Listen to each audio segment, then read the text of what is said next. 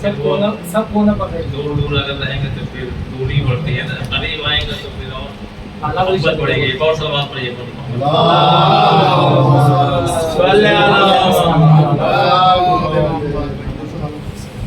حضرات المؤمنین, قرآن مجید کی جس آیت کریمہ کی تلاوت ہم نے آپ کی خدمت میں پیش کی ہے. دیکھیے اجر طلب کیا گیا ہے, اور اجر کیا ہے؟ اجر یہی ہے, یعنی بہت سی چیزوں میں سے ہمیں اہل بیت علیہ السلام نے بتایا ہے کہ ہماری خوشی میں خوش ہو اور ہمارے غم میں تفریح ہو. لہذا ہم اور آپ جو اکٹھا ہوئے ہیں یہاں, وہ اس لیے اکٹھا ہوئے ہیں کہ ہم چونکہ اہل بیت علیہ السلام کو مانتے ہیں, ان کی پیروی کرتے ہیں, لہذا آج چونکہ شب شہادت امام جواد امام محمد تقی علیہ السلام,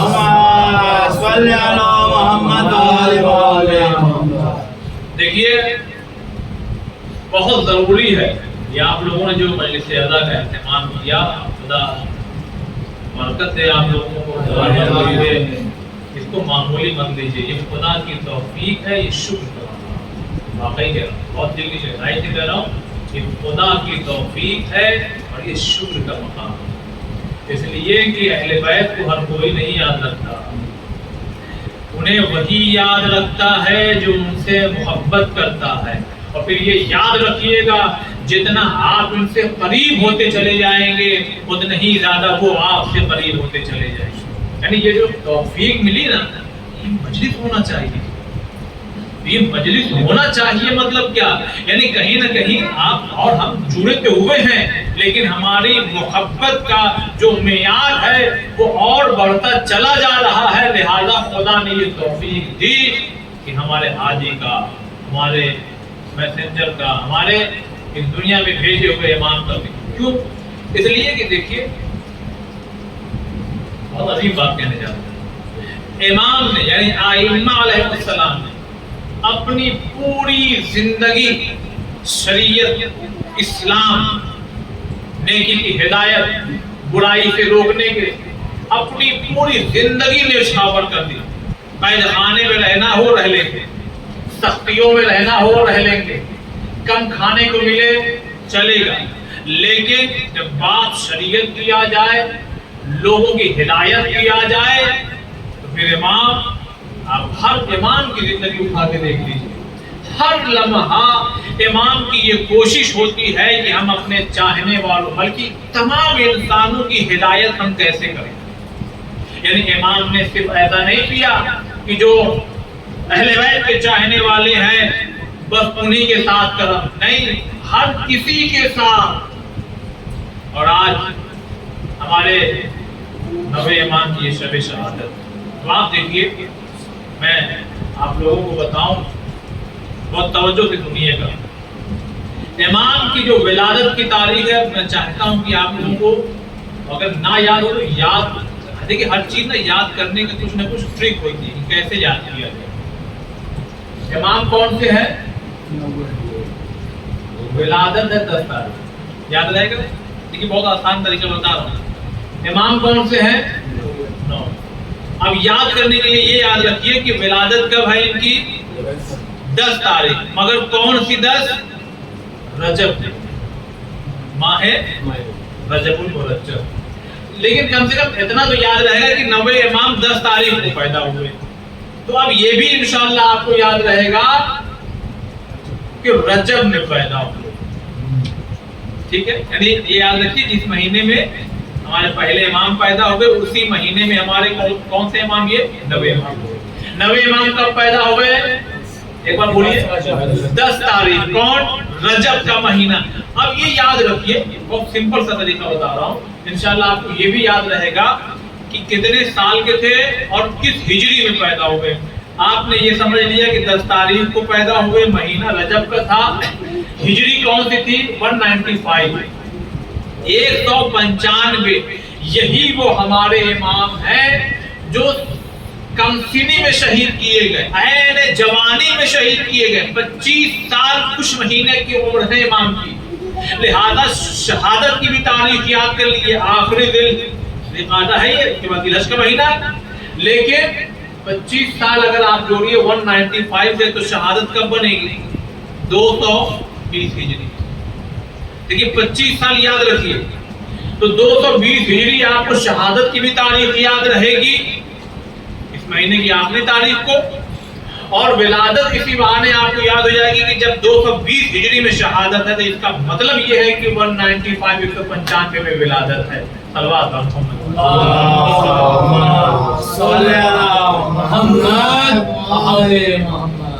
تو آپ بتائیے کب ولادت ہوئی امام کی، نبی امام کی؟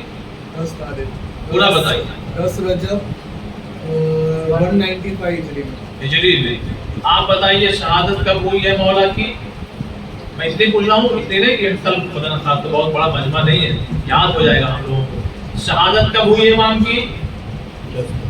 میں اس لیے پوچھ رہا تھا کہ سب کو بھی آدمی کنسنٹریٹ ہو جاتا ہے، نہیں کب؟ یہ دیکھیے آخری تاریخ ہے اس مہینے کی، یہ آخری تاریخ ہے، کتابوں میں 29 لکھا ہوا ہے، کہیں کہیں 430، لیکن شہادت تاریخ کیا 29 تاریخ اور 220 ہجری، 220 ہجری، یعنی کتنے سال زندہ رہے؟ 25 سال۔ صلوات محمد والے۔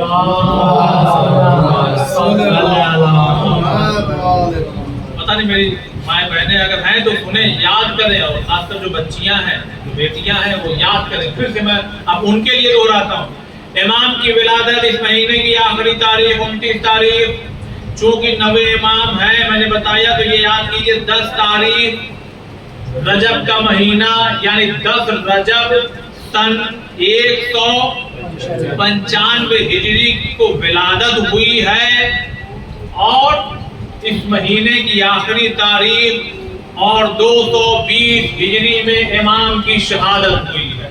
ولادت کا مقام مدینہ، بولیے ولادت کا مقام، شہادت کا مقام نہیں، دیکھیے ایسے نہیں، نوے امام ایسے یاد رکھیے نا، آپ فوراً پہنچیے کہ ان کی قبر کہاں ہے، جہاں قبر ہے وہی شہادت ہے، اس کا مطلب تو امام کی شہادت کہاں ہوئی ہے؟ دیکھیے ہنٹ مل گیا، اب آپ بتائیے، نہیں بتائیے کہاں؟ آزمین۔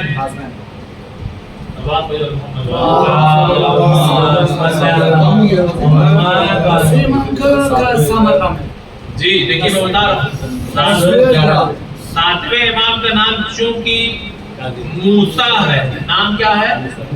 لقب کاظم ہے، اور آج جس امام کی شب شہادت ہے ان کا کیا نام ہے؟ خالی نام بتائیے، نام بتائیے، محمد کا نام بتائیے، محمد۔ دیکھیں بہت سمپل سی اور چھوٹی چھوٹی باتیں ہیں۔ آئیے آئیے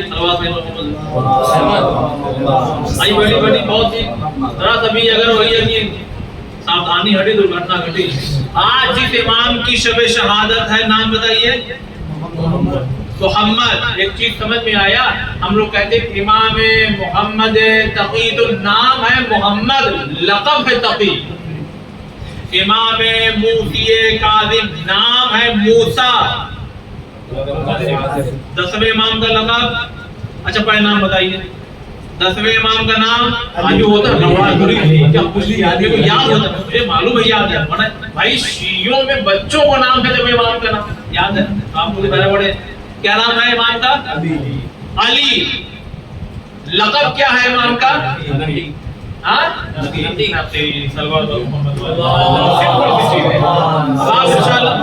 یقین ہے کہ آپ نہیں بھول، سب چیزیں آپ کے ذہن نشین ہیں، مگر اس سے کیا ہوگا کہ نہیں، نام اور لقب میں فرق ہوتا ہے۔ تو امام کا نام کیا ہے، امام کا لقب کیا ہے؟ ولادت آپ سمجھ گئے، شہادت آپ سمجھ گئے۔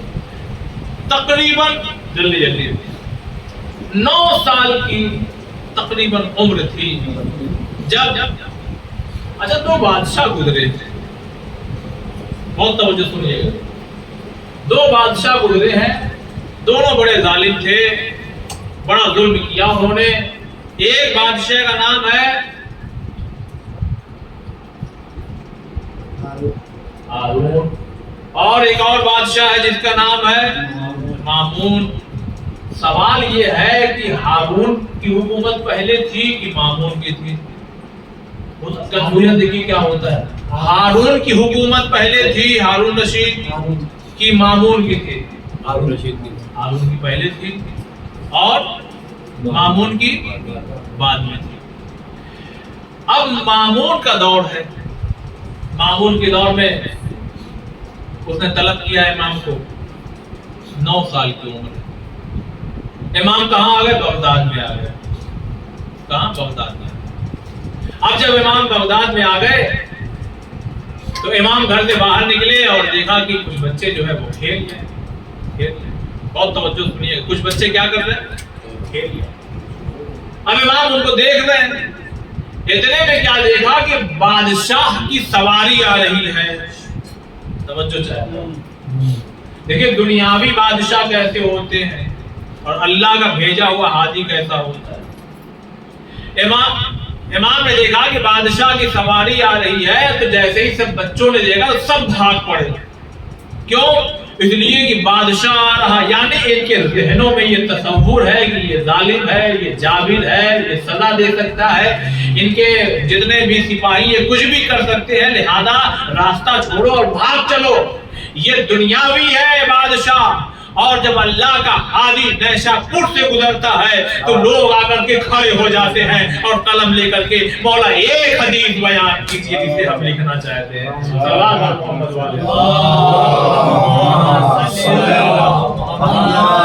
اب یہیں سے ایک عظیم پیغام بھائیجان محترم. اگر پڑھ لکھ کر کے تھوڑا سا کچھ عہدہ مل جائے، اور توجہ، اگر پڑھ لکھ کر کے ٹیچر بن گئے، ماسٹر بن گئے، کلیکٹر ہو گئے، تھوڑا سا مجلس کیا پڑھنے لگے، تو اب مامون والی صفت نہ بنانا کہ جہاں سے گزرو جائے اس سے بول لیں، اکڑ کے نہ چلو، بلکہ ایسے انکساری کے ساتھ آگے بڑھو کہ لوگ تمہاری طرف آ جائیں. ارے وہ جا رہے ہیں، ان سے فائدہ اٹھانا چاہیے. ان سے سوال پوچھ لو، ان سے یہ کر لو. میں جانتا ہوں ایسے لوگوں کو جو رات میں مصروفیت ہونے کے باوجود، مشغول ہونے کے باوجود اپنا موبائل صرف اس لیے سائلنٹ نہیں کرتے، پتہ نہیں کب کو کون سا مسئلہ پوچھنا. ایسے ایسے لوگ گزرے ہیں اور موجود ہیں کہ وہ اپنا موبائل سائلنٹ اس لیے رات میں نہیں کرتے، پتہ نہیں کس وقت کس مومن یا مومنہ کو کوئی مسئلہ پوچھنا ہو اور وہ فون کرے اور میں سوتا رہ جاؤں. اللہ دیکھ رہا ہے. اجر ملتا ہے ان چیزوں کا، ایران محترم، اجر ملتا ہے. اب مامون نے دیکھا کہ سارے بچے بھاگ گئے، سب دوڑ پڑے، بھاگ گئے، مگر ایک بچہ کھڑا ہوا. اس نے کہا سواری لوگوں، ظاہر سی بات نگاہ پڑتی ہے جب کوئی الگ کام کرتا ہے. کہا بچے بیٹا جب سب بھاگ گئے تو تم کیوں نہیں چلے گئے؟ اب امام کا جواب سنیے. امام نے کہا دیکھو میرے یہاں کھڑے ہو جانے سے تمہارا راستہ تنگ نہیں ہو جائے گا. میرے یہاں کھڑے ہو جانے سے تمہارا راستہ کیا ہو، یعنی پتلا نہیں ہو جائے گا، نیرو نہیں ہو جائے گا، ہے نا. میرے کھڑے ہونے سے تمہارا راستہ تو تنگ نہیں ہوگا. ہاں یہ بھی ہے کہ اگر ہٹ جاؤں تو بہت چوڑا بھی نہیں ہو جائے گا. کیا آپ لاجک بتا رہے ہیں امام؟ نہ میرے کھڑے ہونے سے تمہارا راستہ تنگ ہو رہا ہے، نہ ہٹ جانے سے تمہارا راستہ چوڑا ہو جا رہا ہے، اور میں یہ امید رکھتا ہوں کہ تم بے خدا پہ ظلم نہیں کرو گے. یعنی گویا امام نے یہ بھی ہمیں طریقہ بتایا، کوئی جابر ہو، اگر کوئی بدماش قسم کا آدمی ہو تو اس کو بات کرنے کا انداز کیا ہونا چاہیے. یعنی ایسا بات اس کے ایسی سامنے اس کے بات کرو کہ وہ خود ہی مغلوب ہے، کیا بات کر رہا ہے. اچھا بتایا امام نے کہ میں مدینے سے آیا ہوں، پوچھے لگا. اچھا یہ آپ امام رضا کے فرزند ہیں؟ کہا جی. چلا گیا، شکار کرنے جا رہا تھا، بہت شوقین ہوتے تھے. بادشاہ جو ہے شکار کرتے. تو جب شکار کرنے گیا تو اس کے باز سمجھ گیا اب اس نے چھوڑا اس کو ہوا میں. وہ جاتا تھا اور شکار کر کے لاتا تھا. اب جب واپس آیا تو دیکھا اس کے چونچ میں کیا ہے؟ مچھلی. بادشاہ دیکھ رہا ہے یہ تو اڑا تھا آسمان پہ اور مچھلیاں ہوتی ہیں دریا اور سمندر میں, تو یہ مچھلی وہاں کہاں سے لے کر کے آیا؟ لہذا اس نے مچھلی کو کیا کیا؟ رکھ دیا اپنے پاس. اب جب پھر واپس آیا وہی مقام وہی راستہ وہی جگہ, دیکھا پھر سب بچے بھاگے, امام کھڑے ہوئے. امام تو ہم کہہ رہے ہیں ورنہ سے اتنی کہاں معرفت. یہ 9 سال کا بچہ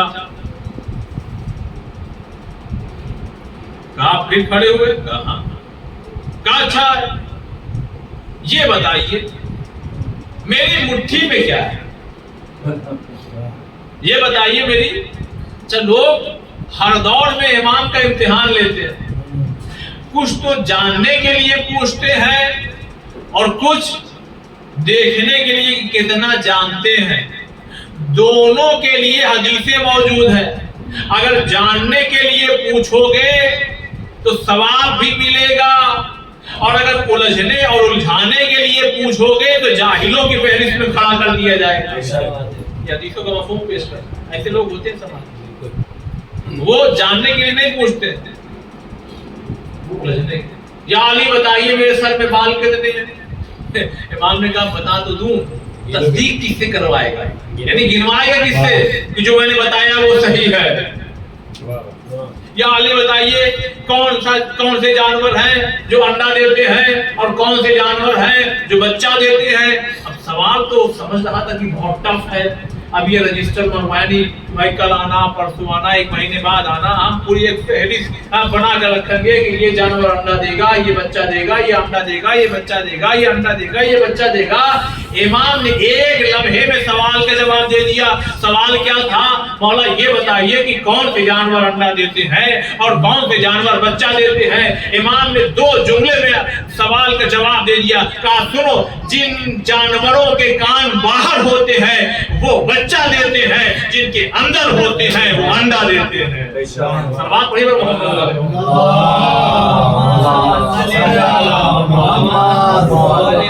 اب یہاں مامون امتحان لے گا, اور امام نے خود بتایا کہ امتحان لے گا. کہ یہ بتائیے میری مٹھی میں کیا ہے؟ اب امام نے کیا جواب دیا؟ چاہتے تو کہہ دیتے کہ مچھلی ہے, مگر امام نے دیکھیے کس طرح سے جب امتحان امام کا لے, ایک ہوتا ہے پوچھنا, ایک ہوتا ہے دیکھنے کتنا جانتے ہیں. تو کتنا جانتے مطلب کیا؟ آدمی عزت کر رہا ہے کہ بلکہ کچھ اور سوچ رہا ہے. بس ایک مرتبہ امام نے فرمایا کہ اللہ نے اپنی قدرت سے سمندروں کو خلق کیا, مچھلیوں کو پیدا کیا, اور سلاطین شکار کر کے مچھلی کو اپنی مٹھی میں رکھ کر کے امام وقت کا امتحان لے رہا. امتحان لے رہا. اچھا ابھی سوال یہ ہے کہ پرندہ تو اڑا تھا فضاؤں میں, تو وہاں کہاں سے مچھلی آ گئی؟ یہ راز تو ابھی کچھ سال پہلے کھلا کہ جب بارش ہوئی تو بہت سی مچھلیاں آسمان سے آئیں نیچے. آپ نے دیکھا ہوگا نیوز میں. اب آپ کو میں سائنٹیفکلی سمجھاؤں. ایزان محترم, یہ جو گرمی ہو رہی ہے, جو آج کل دیکھ رہے ہیں آپ کتنی گرمی ہے, تقریباً 15 دن سے بہت زبردست گرمی ہے. تو اس گرمی میں ہوتا کیا ہے؟ بہت آسان کر کے سمجھاؤں گا تب آپ کو سمجھ میں آئے گا. بھائی آپ گیس پر پانی چڑھا دیے, ٹھیک, تھوڑی دیر میں کیا ہوگا؟ وہ بوائل ہونے لگے. جب وہ بوائل ہوگا تو بھاپ بن کر کے اوپر اڑے گا. کیا ہوگا؟ بھاپ بن کر کے کیا ہوگا؟ اوپر اڑے گا. اچھا آپ اسی پہ ایک ڈھکن رکھ دیجئے, اب بھاپ اڑ پائے گی؟ اب وہ پانی یعنی بھاپ اڑ تو رہی ہے مگر ٹکرا کے وہ پانی بن کر کے جیسے ہی آپ وہ ڈھکن اٹھائیں گے ڈھیر سارا پانی گرے گا. تو عزیزان محترم, یہ جو گرمی ہو رہی ہے, ان سے دریاؤں سے جو پانی ہے وہ بھاپ بن کر کے اڑے گا اوپر. وہ فضاؤں میں جائے گا اور بادل اپنی طرف اٹھائے گا اس کو، اور اس کو اٹھانے کے بعد پھر کہیں جا کر کے بارش ہوگی۔ تو عزیزان محترم، یہ جو مچھلیاں گری ہیں، میں نے بھی دیکھا اس میں، اس کو آپ چاہیے گوگل وغیرہ پہ سرچ کیجیے، مل جائے گی آپ کو۔ مچھلی کی بارش ہوئی، مچھلیاں گری ہیں، یہ کہاں سے آ گئی؟ یہی وہ سسٹم تھا کہ جس سے یہ پرواز کر کے اوپر گئی، ہلکی پھلکی نہیں ہوئی۔ یا ہو سکتا ہے کہ پانی بہت دنوں تک بادل میں رہا ہو، کچھ سسٹم ایسا رہا ہو، بہت زیادہ کلیئر نہیں، مگر یہ ہے کہ بارش ہوئی تھی، مچھلی کی بارش ہوئی۔ تو وہ کیا کر رہا تھا؟ امتحان لے رہا تھا۔ امام نے کہا سلاطین وقت اپنی مٹھی میں مچھلی بن کر کے وقت کے امام کا امتحان لے رہے ہیں۔ یہ ہمارے اور آپ کے نوے اب جلدی جلدی کچھ باتیں اس لیے کہ بہت تیزی سے وقت گزر گیا۔ دو شخص امام کی خدمت میں آئے اور آنے کے بعد فرماتے ہیں، مولا کو سلام وغیرہ کیا، امام نے کہا کہ آج رک جاؤ، سفر مت جاؤ۔ انہوں نے امام کے سامنے ہاں ہاں ہاں کہہ دیا۔ اب جب باہر نکلے، جاوید بھائی نے کہا مولا نے کہہ دیا تو رک جاتے ہیں۔ اب میں نے کہا نہیں یار، سامان وامان پوری تیاری ہے، سوٹ کیس ریڈی ہے، بریل کیس سب کچھ تو بیگ وہ ریڈی ہو چکا ہے، تمہیں رکنا رک جاؤ، ہم جا رہے ہیں، ہم جا رہے ہیں۔ جیسے ہی چلے، رات ہوئی، سیلاب آیا۔ راوی نے لکھا سیلاب ایسا تھا کہ اسی میں بہا کے لے کے چلا گیا۔ کچھ سمجھ میں آیا؟ یہ تو وہ سیلاب تھا۔ اگر ہم امام کی باتوں کو مانیں گے تو یوں ہی بچتے رہیں گے، اور امام کی باتوں کو نہیں مانیں گے تو یوں ہی دنیاوی سیلاب میں بچتے رہیں گے۔ صلوات محمد محمد۔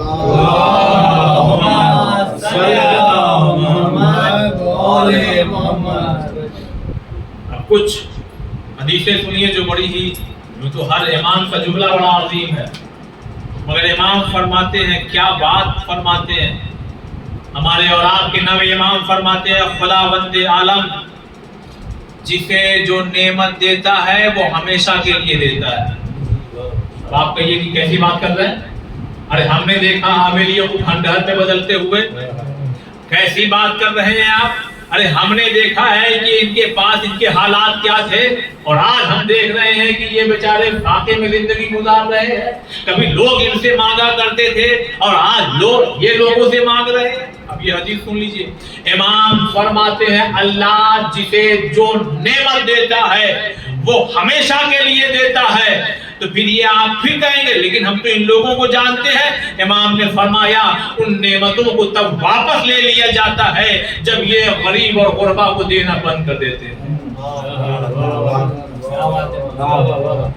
اللہ دیکھیں کیا بات، اللہ جسے جو نعمت دیتا ہے ہمیشہ کے لیے دیتا ہے۔ دیکھیے خالی دولت نعمت نہیں ہوتی، توجہ چاہتا ہوں، آنکھ کیا ہے؟ بولیے نعمت، موبائل چھوڑیے تب، آنکھ کیا ہے؟ نعمت ہے۔ ابھی مفہوم، آنکھ کیا ہے؟ نعمت ہے۔ اللہ نے اس روشنی کو ہمیشہ کے لیے دیا، ہم نے اس آنکھ سے گناہ کیا، اللہ نے کہا لگاؤ چشمہ۔ محمد والے اب اس کا مطلب یہ نہیں کہ سبھی گنہگار ہیں، بہت سے لوگ بھائی آنکھ میں پرابلم ہو جاتا ہے، کچھ بیماریاں ہو جاتی ہیں۔ کہنے کا مطلب یہ ہے آنکھ اللہ نے دی ہے، گناہ کرو گے تو آنکھ میں کیا آئے گی؟ اس نعمت میں کیا آئے گی؟ کمی آئے گی۔ پیر اللہ نے دیے ہیں اچھے کاموں کے لیے، غلط کام پر لگاؤ گے تو پیر میں کیا آئے گی؟ یعنی ہر وہ نعمت، ایک اشارہ دیا آنکھ کا، ہر وہ نعمت کہ جو اللہ نے تمہیں دیا ہے اگر اس کا صحیح استعمال کرو گے تو ان نعمتوں میں اضافہ ہوگا، اور اگر غلط استعمال کرو گے تو ان نعمتوں میں زوال آئے گا۔ صلوات بر محمد والے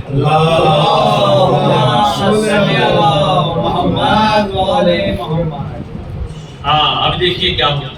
پھر اگلی حدیث امام فرماتے ہیں، توجہ سنیے، امام فرماتے ہیں جب اللہ کسی کو نعمت دیتا ہے، سنیے علم کیا ہے؟ دولت کیا ہے؟ میں نے دو چیز مثال دی، جب اللہ کسی کو نعمت دیتا ہے، علم دیا کسی کو دولت دی، کسی کو ڈاکٹر بنا دیا، کسی کو پردھان بنا دیا، کسی کو نیتا بنا دیا، یہ سب نعمت ہے کہ نہیں؟ اب یہ صاحب یہ عالم ہے، یہ دولت مند ہے، اب میں مفہوم سمجھا رہا ہوں. جب خدا کسی کو نعمت دیتا ہے تو پھر لوگوں کا رخ اس کی طرف ہوتا ہے، یعنی ضرورت مند افراد کا. یہ عالم ہے تو پوچھنے والا آئے گا، بھائی ابھی تک کیوں نہیں آ رہا تھا؟ کا علم نہیں تھا. اب کیوں آ رہا؟ کا اس لیے کہ اب عالم ہو گیا ہے. ابھی تک کیوں نہیں آ رہا تھا؟ اس لیے کہ یہ خود ضرورت مند تھا. اب لوگ کیوں آ رہے ہیں اس کے پاس اپنی حاجتوں کو لے کے؟ کا اس لیے کہ اب دولت مند ہے.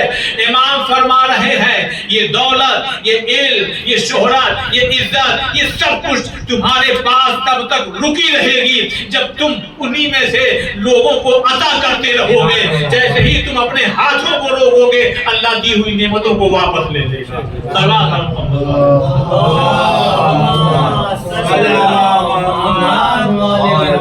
ایک اور صلوات پڑھی محمد والے.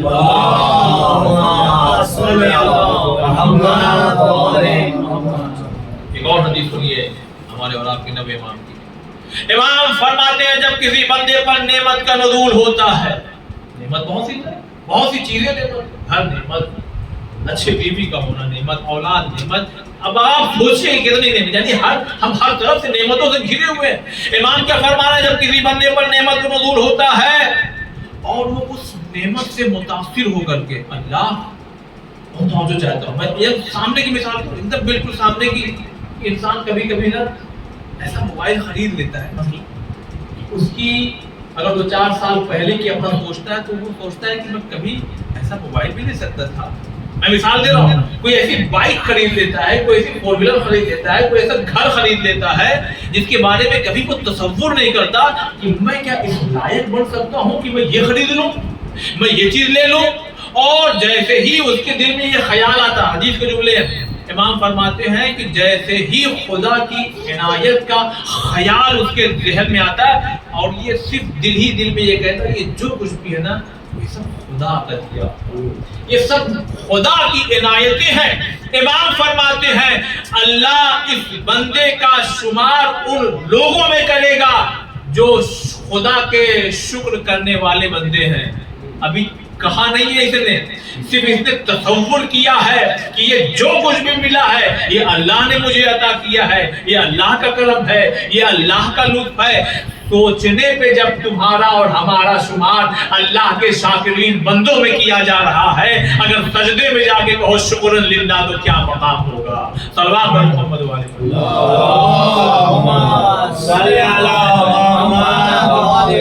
کیا خوبصورت بات. اسی حدیث کا اگلا جملہ، اور جب کوئی بندہ گناہ کرتا ہے اور خود وہ صرف یہ تصور کر لے، یہ سوچ لے اللہ بہت بڑا ہے، وہ مجھے کہیں بھی گرفتار کر کے میرے گناہ کی سزا دے سکتا ہے، بس یہ تصور صرف ذہن میں آ جانا، امام فرماتے ہیں پھر اس کا شمار ان لوگوں میں کر دیا جائے گا جو خدا کی بارگاہ میں توبہ اور استغفار کرتے ہیں.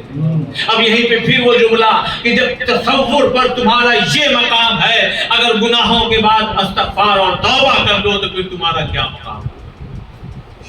امام کی دیکھیے، امام کی تو میں خیال سے 4 یا 5 حدیثیں ہم نے سنائی. وقت چاہیے، ٹائم چاہیے. میں سمجھتا ہوں شاید 30 منٹ سے زیادہ ہو چکا ہے دوستوں، لہذا اپنے گفتگو کو سمیٹنا ہے. اور یہ اپنے آپ میں بیان حقیقت ہے اور مصروفیت ہے، اور کہیں نہ کہیں یہ کہا جائے میرے اندر آپ اپنے لیے سوچیے. ہم لوگوں میں شاید توفیق کی بھی کمی ہے.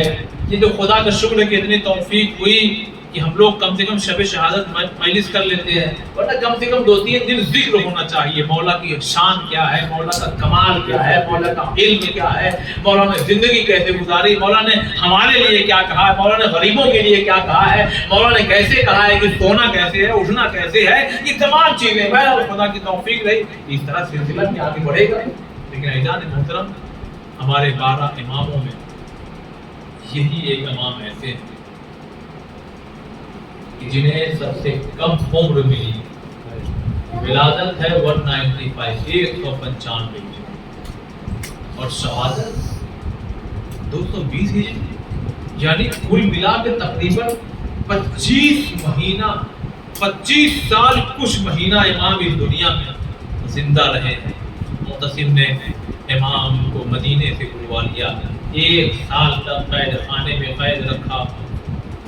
مگر عزاداروں ذرا دیکھیے، مصائب نہ تصور کی چیز ہے، مصائب تصور کی چیز ہے۔ امام قید خانے میں ہے اور امام کو زہر دیا جا رہا ہے۔